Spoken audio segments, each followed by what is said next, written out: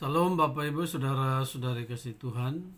Kita jumpa kembali pada tanggal 9 Januari 2023 dalam renungan harta sepanjang masa yang merupakan tulisan atau rangkaian khotbah hamba Tuhan almarhum Bapak Pendeta Dr. Yakub Nahua MA yang memuat 365 inspirasi yang akan membantu kita menemukan rahasia kehidupan dalam hari-hari hidup yang kita jalani. Untuk itu, mari kita berdoa.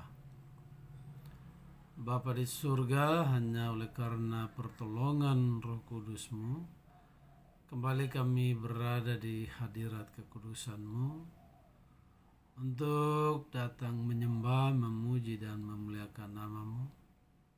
Lebih dari itu, kami rindu untuk mendengarkan firman Tuhan yang akan menjadi pedoman di dalam kami melakukan seluruh rangkaian kegiatan di sepanjang hari ini.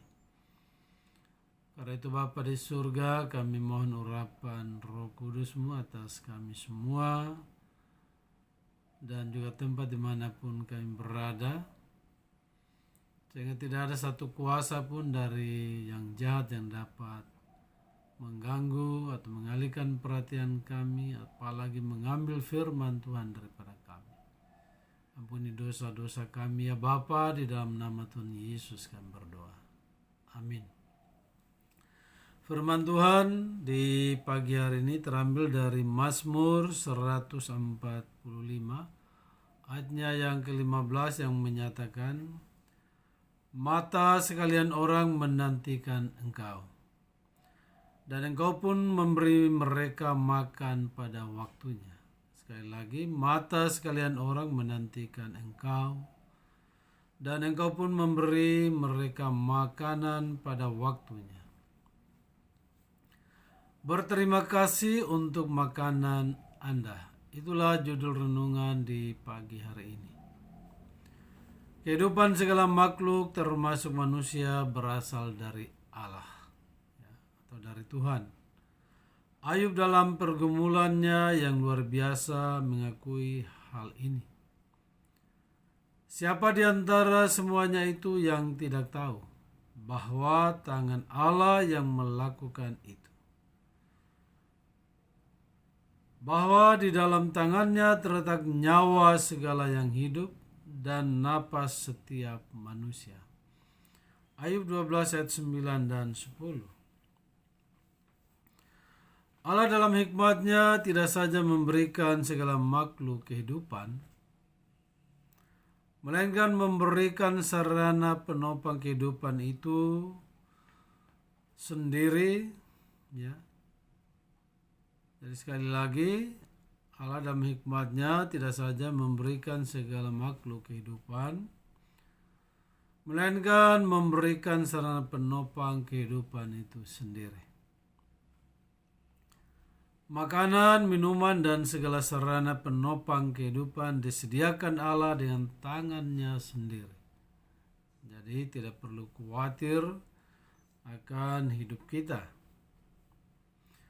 Mata sekalian orang menantikan Engkau, dan Engkau memberi mereka makanan pada waktunya. Engkau yang membuka tangan-Mu dan yang berkenan mengenyangkan segala yang hidup. Mazmur 145 ayat 15 dan 16. Jika kita berterima kasih pada makanan kita, membuktikan kita mengakui bahwa Tuhan itu adil dalam segala jalannya dan penuh kasih setia dalam segala perbuatannya. Maka Bapak Ibu Saudara-saudari kasih Tuhan, ketika kita mau menikmati makanan, minuman apa saja, kita harus bersyukur, berdoa untuknya, mengucap syukur kepada Tuhan.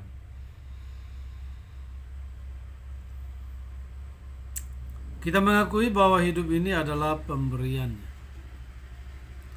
dan cara kita menjalani hidup itu sendiri adalah pemberian kita kepadanya. Jadi sekali lagi,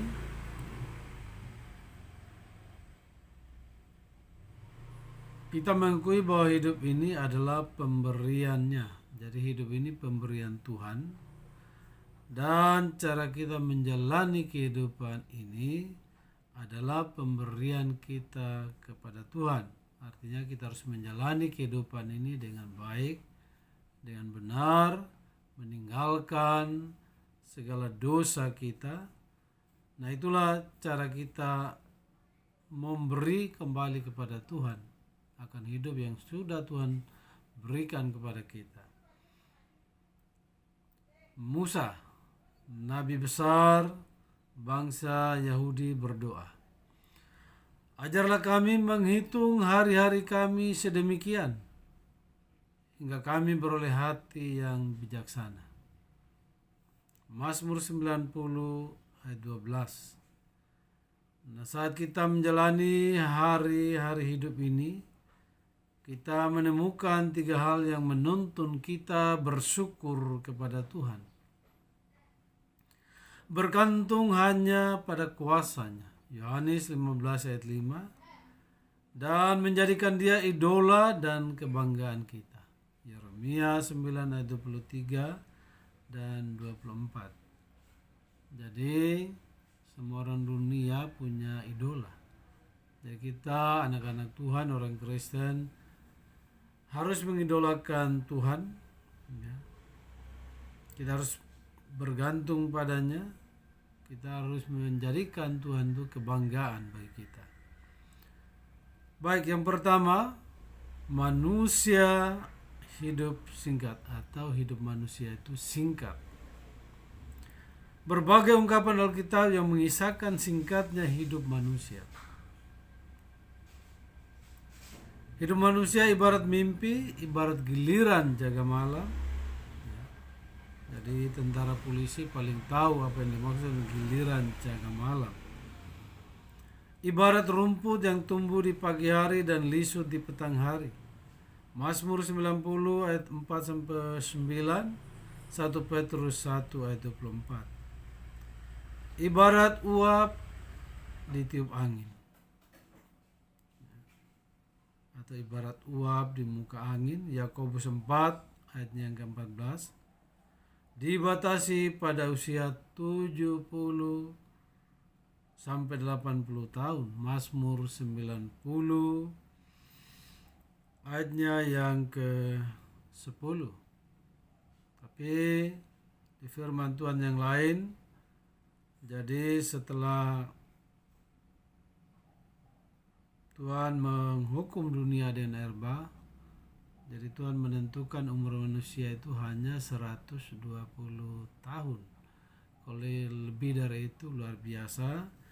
Tetapi kembali Musa menyatakan bahwa umur manusia itu 70 sampai 80 saja.